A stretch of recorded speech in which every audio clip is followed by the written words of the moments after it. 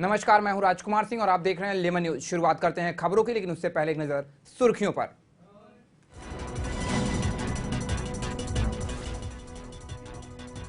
मोदी सरकार के एक साल पूरे होने पर वित्त मंत्री अरुण जेटली ने निखाई मोदी सरकार की उपलब्धियां। अच्छे दिनों का किया प्रचार, कहा हमने सरकारी और राजनीतिक भ्रष्टाचार को किया खत्म। तमिलनाडु की 5वीं बार मुख्यमंत्री बनी जयललिता को शुभ मुहूर्त में शपथ दिलाने के लिए राष्ट्रगान का हुआ अपमान। 52 सेकंड के राष्ट्रगान को 20 सेकंड में किया खत्म।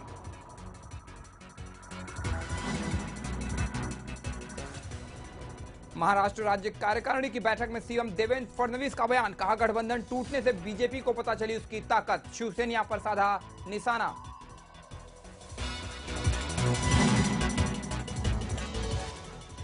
दिल्ली महिला आयोग के अध्यक्ष बरखा सिंह शुक्ला ने कुमार विश्वास के खिलाफ दर्ज कराई शिकायत। एक महिला से अवैध संबंध के चलते महिला आयोग में पेश न होने पर दर्ज हुई कुमार विश्वास के खिलाफ शिकायत। और बॉलीवुड के प्रसिद्ध गायक कैलाश खेर अस्पताल में हुए भर्ती। मुंबई के कोकलाबेन अस्पताल में खराब तबीयत की वजह से हुए भर्ती। गुजरात में एक शो को करना पड़ा रद्द।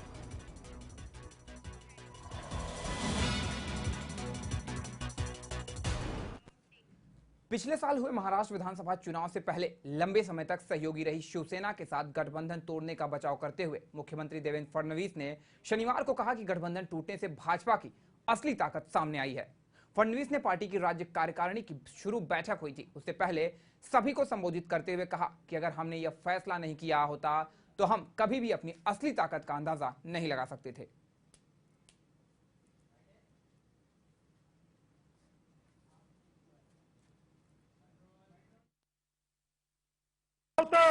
की युती आम्हाला तोडावी लागेल, आपल्या स्वतःच्या भरोश्यावर लढावं लागेल, पण परिस्थितीने ती वेळ आमच्यावर आणली। त्या क्षणी असं लक्षात आलं की आता युतीमध्ये लढता येत नाही।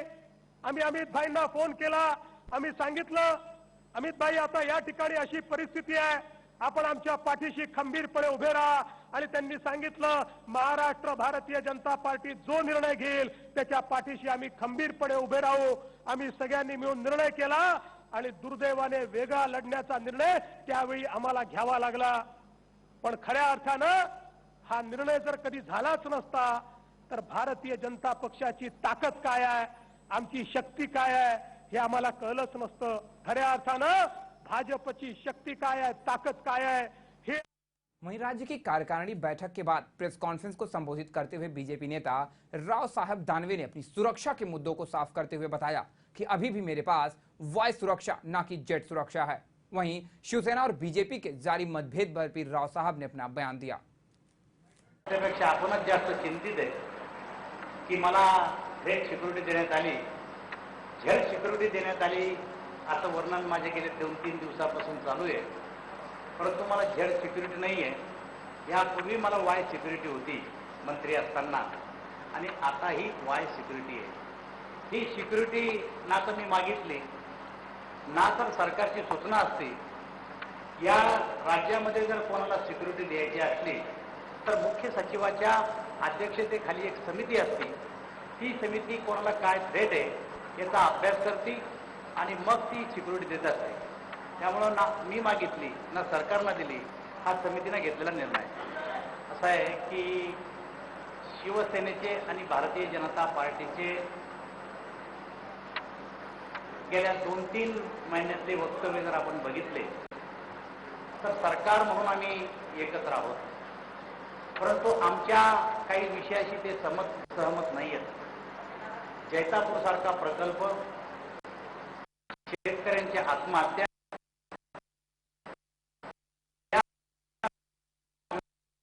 विरोधामध्ये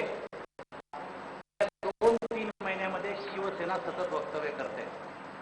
मला असं वाटतं की या विषयामध्ये त्यांनी जर आमच्याशी समोर बसून चर्चा केली तर त्यांच्या मनामध्ये जर काही शंका असतील, काही सूचना असतील तर त्या आम्ही स्वीकारू आणि नक्कीच त्यातून पुढचा मार्ग काढू। दिल्ली के बीजेपी कार्यालय में वित्त मंत्री अरुण जेटली ने प्रेस कॉन्फ्रेंस कर केजरीवाल सरकार पर निशाना साधा।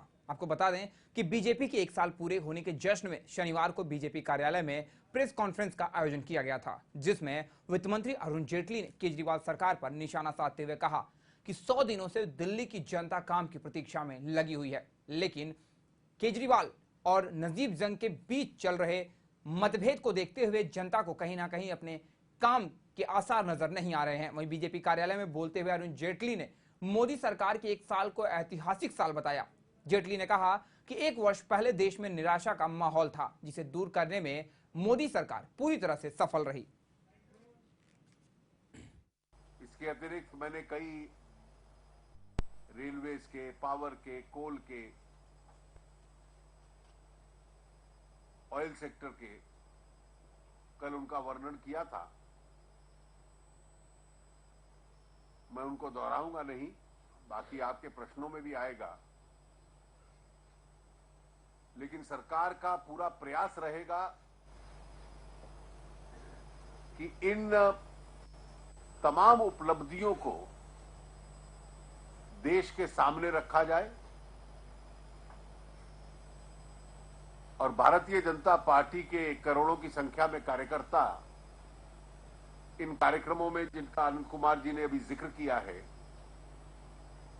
और पार्टी का सारा नेतृत्व जो सरकार में है या पार्टी में है, अगले सप्ताह भर पूरे देश भर में घूमेगा और जनता के साथ प्रत्यक्ष संबंध में रहेगा,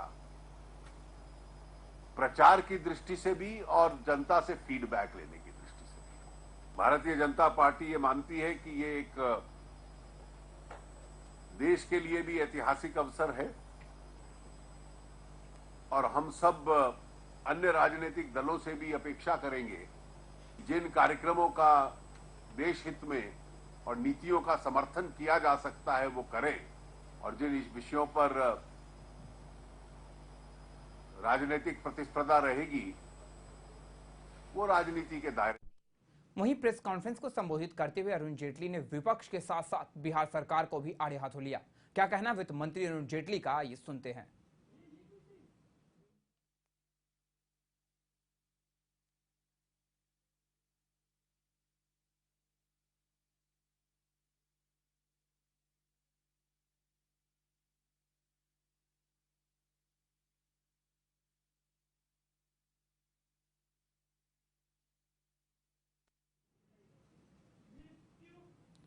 तो सब मिलाकर जिस तरीके से एक साल के कार्यकाल पूरा हुआ है बीजेपी का, उसके बाद एक एक करके दूसरे पक्षों और विपक्षों पर वार शुरू किया जा रहा है। अरुण जेटली ने कहा कि जो सरकार है वो एक ऐतिहासिक सरकार है। उसने जो भ्रष्टाचार और सरकारी तंत्रों पर रोक लगाए हैं, उसमें कहीं ना कहीं सरकार के आगे के कामकाज को देखते हुए दम नजर आता है।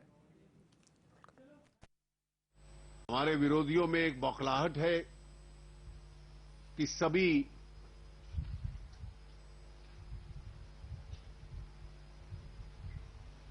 एक अव्यावहारिक गठबंधन करके, इम्प्रैक्टिकल कोएलिशन के साथ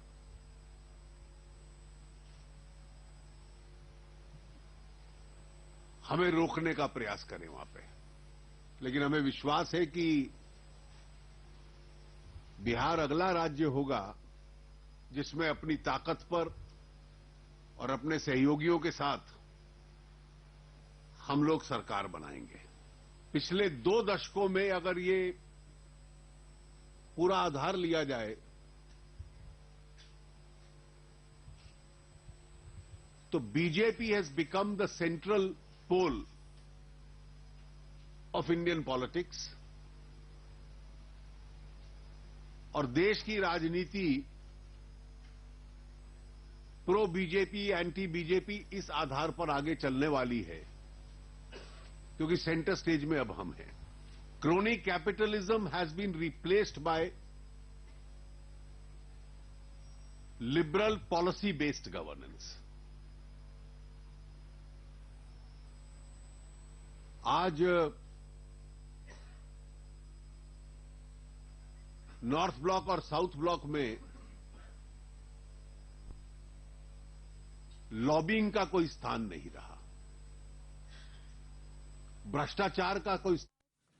वहीं कोल्हापुर में राज्य की कार्यकारिणी बैठक को संबोधित करते हुए बीजेपी अध्यक्ष अमित शाह ने कांग्रेस पर निशाना साधते हुए जमकर प्रहार किया।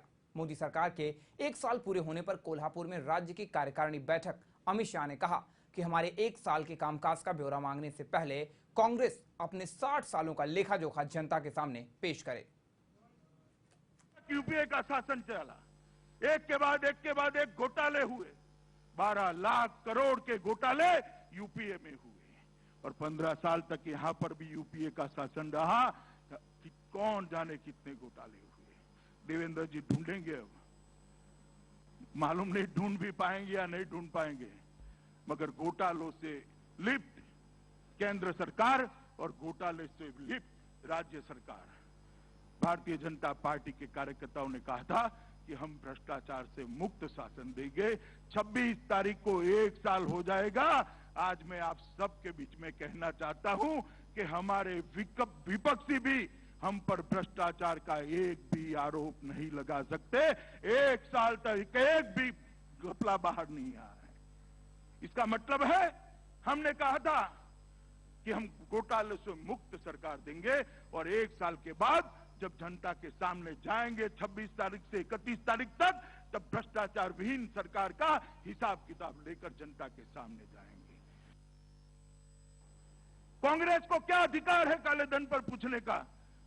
68 साल में से 60 साल शासन किया, काला धन ना रोकने का प्रयास किया, ना वापिस लाने का प्रयास किया। 1 साल के अंदर हमने कानून भी बनाया और वापिस लाने का रास्ता भी खोल कर रखा है। कोई कुछ भी कहे, जनता मानने वाली नहीं है। जिन्होंने 60 साल तक कुछ नहीं किया, वो 1 साल का हिसाब मांग रहे हैं। मुझे तो आश्चर्य हो रहा है उनके आत्मविश्वास पर। मैं अपील करना चाहता हूं कांग्रेस के मित्रों को, पहले अपने 60 साल का हिसाब जरा जनता को दे कि काले धन के लिए आपने क्या किया है। हमने 1 साल में। वहीं कोल्हापुर में बीजेपी जनसंपर्क अभियान के चलते गली गली नुक्कड़ नुक्कड़ जाकर लोगों से मिल रहे बीजेपी के कार्यकर्ता, जहां बीजेपी के प्रकाश जावड़ेकर ने बीजेपी के 1 साल के कार्यकाल की तारीफ करते हुए कहा कि बीजेपी ने लोगों के लिए कई योजनाएं लाई हैं, जिससे लोगों को जबरदस्त फायदा होगा। मोदी यांच्या नेतृत्वाखाली सरकारला आता 1 वर्ष पूर्ण होत आहे। त्याच्या पार्श्वभूमीवर हे अधिवेशन होत आहे, त्यामुळे याला फार महत्व आहे। कारण 26 तारखेपासून आम्ही सर्व मंत्री देशाच्या विविध भागामध्ये जाऊन लोकांपर्यंत प्रत्यक्ष झालेल्या कामाचं रिपोर्ट करणं, कारण शेवटी लोक रयत आपली मालक आहे आणि रयतेला रिपोर्ट देणं राजाचं काम आहे आणि म्हणून ते काम शाहू महाराजांच्या पुण्यभूमीपासूनच आम्ही सुरू करतोय, याचा आम्हाला अतिशय आनंद आहे आणि म्हणून आज मला या ठिकाणी विशेष आनंद आहे। 10 वर्षात जो महागाईचा भयंकर जाच होता तो कमी झाला। दुसऱ्या बाजूनी आज सर्वसामान्य माणसाला ज्याला पेन्शन किंवा विमा सुरक्षा, सामाजिक सुरक्षा नव्हती, त्याच्यासाठी पहिल्यांदा योजना आली आणि त्याचबरोबर काळ्या पैशाविरुद्ध प्रहार झाला। इन्फ्रास्ट्रक्चरला वेगाने सुरुवात झाली। अनिर्णय आणि सगळं घोटाळेबाज सरकार होतं ते गेलं आणि त्या प्रत्येक घोटाळ्याचं रूपांतर आम्ही यशस्वीतेत केलं, पारदर्शी प्रक्रियेने लिलाव केला आणि त्यामुळे आज लोकांना कळलं की आता बदल झालाय आणि देशाच्या भल्या। कांग्रेस उपाध्यक्ष राहुल गांधी ने पूर्व सैनिकों से 1 रैंक 1 पेंशन के मुद्दे पर बात करने के लिए मुलाकात की। इस बैठक को काफी अहम माना जा रहा है, क्योंकि पूर्व सैनिकों से बात करने के बाद राहुल गांधी ने इस मुद्दे को सरकार के सामने रखने की बात कही है और पूर्व सैनिकों की समस्याओं का समाधान भी ढूंढने की बात कही है। अब सरकार को घेरने के लिए राहुल गांधी ने 1 रैंक 1 पेंशन का मुद्दा उठाया है। फिर सही में राहुल को पूर्व सैनिकों की याद आई है।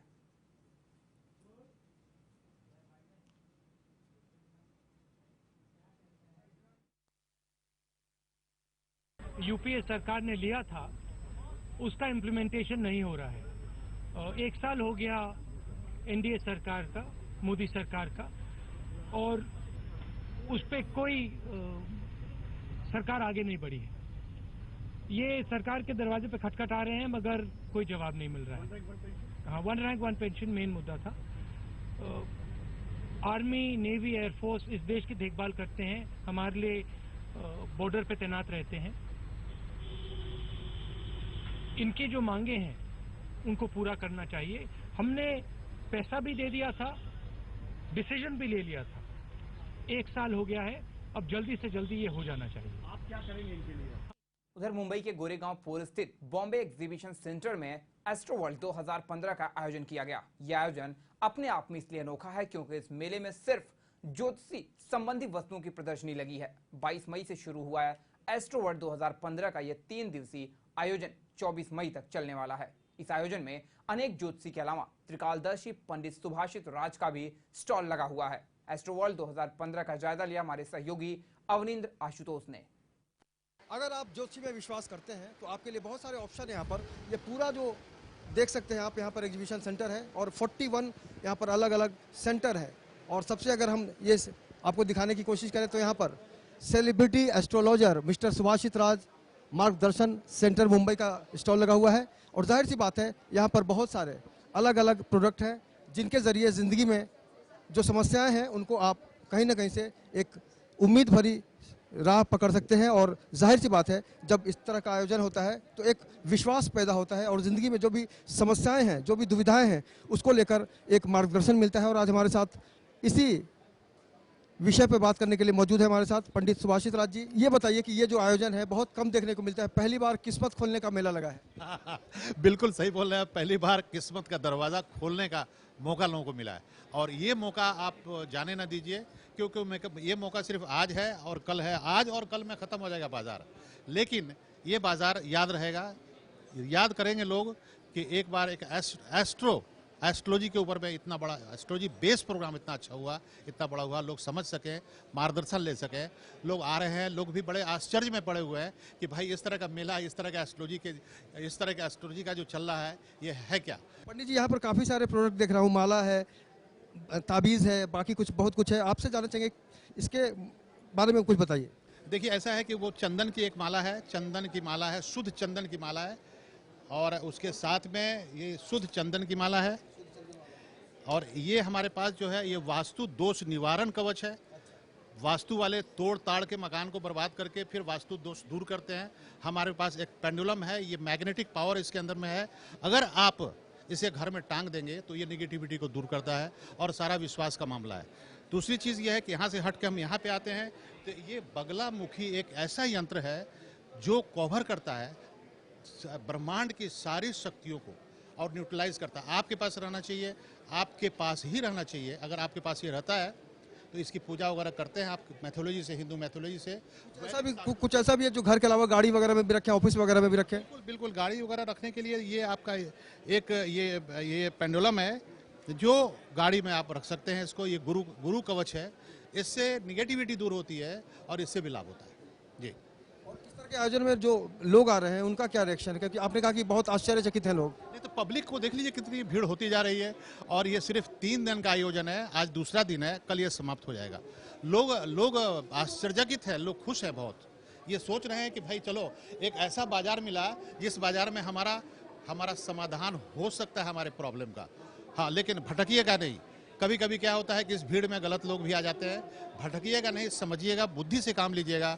अगर जिसकी नज़र खुली हुई है वो समझ सकता है कि कहाँ हमें मार्गदर्शन मिलेगा और कहाँ नहीं। बाजार तो बाजार है, तो ये एस्ट्रोलॉजिकल, ये ज्योतिष शास्त्र का बाजार है। और यहाँ पे आप अपने किस्मत को जान सकते हैं, मार्गदर्शन ले सकते हैं और आगे बढ़ सकते हैं जी। आगे बढ़ने की जो बात होती है, हर किसी को एक उम्मीद होती है जीवन में कि वो आगे बढ़े। यहाँ पर काफ़ी सारे लोग हैं जिससे आप समझ सकते हैं कि इनके अंदर एस्ट्रोलॉजी को लेकर या फिर जो भी प्रोडक्ट यहाँ पर बेचे जा रहे हैं उनको लेकर कितनी जिज्ञासा है, कितनी उम्मीद है। और जाहिर सी बात है जब भी इस तरह का आयोजन होता है तो लोगों को काफ़ी ऑप्शन मिलता है खरीदारी करने के लिए। और मन में जो शंकाएं होती है, जो भी समस्याएं होती है, उसके निदान के लिए हर तरह से यही कोशिश की जाती है कि वाकई यहाँ पर आपकी दुविधा को सुविधा में बदलने के लिए यहाँ पर लगा हुआ है। और पंडित सुभाषित राज जी का जो मकसद है वो सिर्फ यही है कि आपके जीवन में अगर कोई तकलीफ है तो आप इनसे मिल सकते हैं और इनके मार्गदर्शन से अपनी ज़िंदगी में काफ़ी खुशहाली ला सकते हैं। आपके मन में कोई दुविधा है तो इस तरह के आयोजन में शामिल होइए। और किस्मत का जो ताला बंद हो चुका है तो आप किस्मत के ताले को भी खोल सकते हैं, क्योंकि पंडित जी का मकसद ही है कि जीवन में कोई अगर परेशान होता है तो उसको रास्ता दिखाएं। और हम उम्मीद करेंगे कि पंडित जी का जो सफ़र है वो लगातार चलता रहे और आम आदमी के मन में जो भी दुविधा है वो सुविधा में भी बदल जाए। ऐसे में समझा जा सकता है कि एस्ट्रो वर्ल्ड के ज़रिए मुंबई को एक नई चीज़ मिली है और उस चीज़ का मुंबईकर किस कदर स्वागत करते हैं, ये मुंबईकर पर ही निर्भर है। कैमरामैन देव आनंद सिंह के साथ अवनिंद्र आशुतोष। मुंबई और मुंबई के आसपास के इलाकों को जलमार्गों से जोड़ने का प्रयास काफी समय से चल रहा था, जिसके चलते नवी मुंबई से मुंबई के लिए हाई स्पीड बोट की सुविधा खोल दी गई है। आपको बता दें कि नवी मुंबई के बेलापुर से मुंबई एलिफेंटा तक का रास्ता अब 20 मिनट में तय किया जा सकता है। वहीं इस सुविधा का लाभ उठाने के लिए आम आदमी को अपनी जेब से 400 रुपए चुकाने पड़ेंगे। एक हाई स्पीड बोट का इस्तेमाल किया जाएगा, जहां बेलापुर से लेके मुंबई के एलिफेंटा तक जाएगी, लेकिन इसकी कीमत कुल 400 रुपए है, क्योंकि एक अच्छी सुविधा के लिए एक अच्छा खर्च भी करना जरूरी होता है।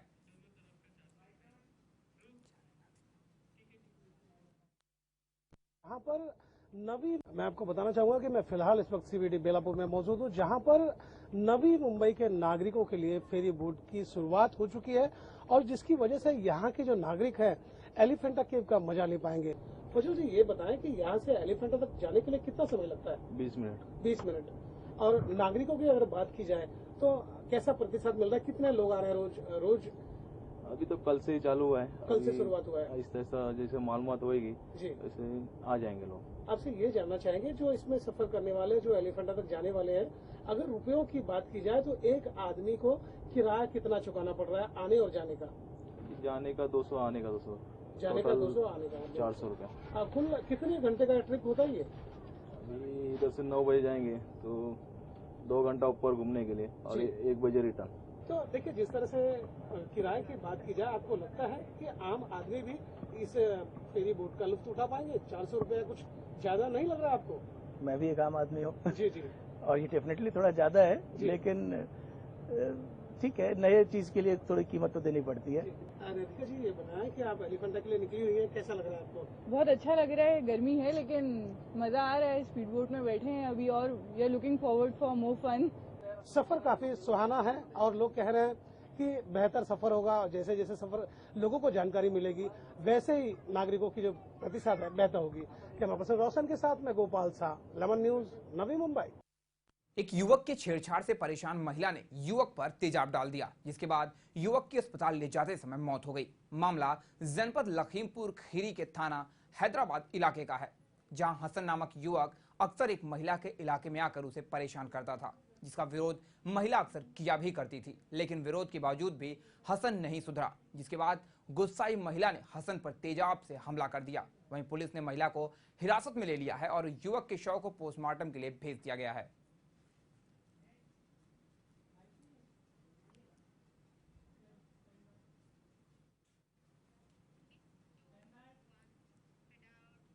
गुजरात सरकार की नई सीएम आनंदीबेन पटेल के 1 साल पूरे होने पर राज्य में अलग अलग कार्यक्रम का आयोजन किया गया है, जिसके चलते राजकोट में कुपोषित बच्चों के लिए एक कार्यक्रम का आयोजन किया गया, जहां राज्य मंत्री सौरभ भाई पटेल ने आयोजन में शिरकत किया। आपको बता दें कि कार्यक्रम के तहत राजकोट में 6 साल तक के बच्चों की स्वास्थ्य जांच की जाएगी। वहीं आयोजन के दौरान पत्रकार परिषद लेते हुए मंत्री सौरभ भाई पटेल ने क्या कुछ कहा, आइए सुनते हैं।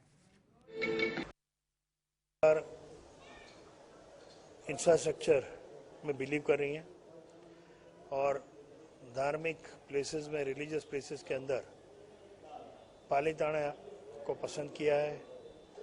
पालीताना के अंदर एयरपोर्ट बने, ऐसा हम इच्छते हैं, and that is the reason land selection also has been done. और अगले साल तक we hope that a small airport would be constructed in Palitana for people to come down from outside Gujarat. Keshod airport is in existence, but वो हाल में चलता नहीं है, इसीलिए केंद्र सरकार के साथ हम बातचीत कर रहे हैं एंड वी वांट कि भाई नेवी भी वो यूज़ फॉर कोस्टल सिक्योरिटी के लिए भी करे, ऐसी हमारी सोच है। तो अगले दिनों में बातचीत करने के बाद it will be finalised. China के अंदर हमारे honourable chief minister Shrimati Anandiben Patel ने गर्मी का सीजन आते ही आम मार्केट में नजर आने लगता है, लेकिन जो आम की कीमतें हैं वो आम नहीं रहती बल्कि वो खास हो जाती हैं। मुंबई में आम की तमाम वैरायटी हैं जो लोगों को देखने को मिलती है, लेकिन इसमें कितने सारे आम हैं जो कि आम जनता की पहुंच से दूर है। हमारे संवाददाता अब्दुल ने पूरे मामले का जायजा लिया, तो चलिए दिखाते हैं क्या है आम को लेकर आम बाजार। देश को आज़ाद हुए करीबन 67 साल का अरसा गुजर चुका है। हमारे देश के हुक्मरानों की ज़ुबान पर जो सबसे ज़्यादा नाम रहता है वो है आम आदमी का। आइए आज हम जानते हैं कि आम आदमी की पहुंच में फलों का राजा आम है क्या। इस वक्त हम देश की आर्थिक राजधानी मुंबई में हैं। आइए जानते हैं कि मुंबई के लोग आर्थिक रूप से इतने सक्षम हैं क्या जो अपने मनपसंद का आम खा सके। अभी आम का सीजन है, लेकिन है ना आम आदमी तो है ना आम खरीद के खा सकता नहीं। जैसा कि अभी आम का बोलेगा उसको तो कुछ टैक्स नहीं है, बराबर है ना। ये तो थोड़ा सस्ता होना चाहिए तभी आम आदमी खाएगा ना। आज 1200 रुपया किलो आम हो गया है देखा जाए तो, यानी और कोई भी गरीब आदमी अगर आज देखा जाए तो सड़े हुए आम घर पे लाके थोड़ी कोई खाएगा, बीमार थोड़ी बनेगा। अच्छे आम के लिए तो पैसे बहुत चाहिए जो गरीब आदमी नहीं खा सकता। आम के बारे में तो सिंपल से बात है साहब, आम कितना महंगा है। एक पेटी आम लेने जाओ तो 1000 रुपये का मिलता है। गरीब आदमी कैसे आम खा सकता है। आम तो बहुत दूर की चीज़ है यार, आदमी फ्रूट क्या घर के खाने के खर्चे के बांधे अभी। आम बोलो, अनार बोलो, कोई भी चीज़ बोलो, आज महंगी तो है ही। आज धंधे वाले का धंधा नहीं है तो आदमी कहाँ से खाएगा। आम की कीमत एक गरीब आदमी, एक मीडियम आदमी तो आम खाई, आपूस आम तो खा ही नहीं सकता है। और ये दशहरी और चौसा और सामने अपना बादामी, ये सब ये भी नहीं खा सकता, बादामी आम भी नहीं खा सकता है। एक तरफ हिंदुस्तान जहां आसमान की ऊंचाइयों को माप रहा है और साथ ही साथ मंगल पर अपना यान भेजने में कामयाब रहा है, वहीं दूसरी तरफ हिंदुस्तान की आर्थिक राजधानी मुंबई के लोगों से अगर हम बात करें तो यहाँ की आर्थिक स्थिति को देखते हुए ये साबित हो जाता है कि आज भी आम आदमी की पहुँच से आम जो फलों का राजा है वो बहुत ही दूर नज़र आता है। कैमरामैन राजीव बारूद के साथ मैं अब्दुल हकीम हाशमी, लेमन न्यूज़ मुंबई। तो कहीं ना कहीं आम आदमी की पहुंच से आम अभी भी दूर बना हुआ है और इस पर तमाम बिचौलिए जो हैं वो इसकी कीमत को और दूर करने में लगे हुए हैं। फिलहाल इस बुलेटिन में बस इतना ही। आप देखते रहिए लेमन न्यूज़। नमस्कार।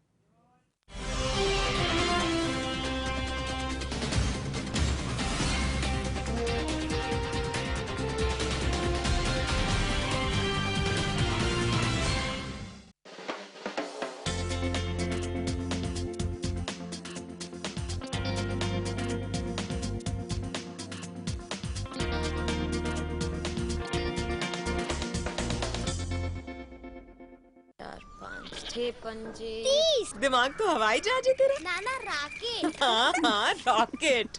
राकेट जी कहाँ? अम्मा खेत में।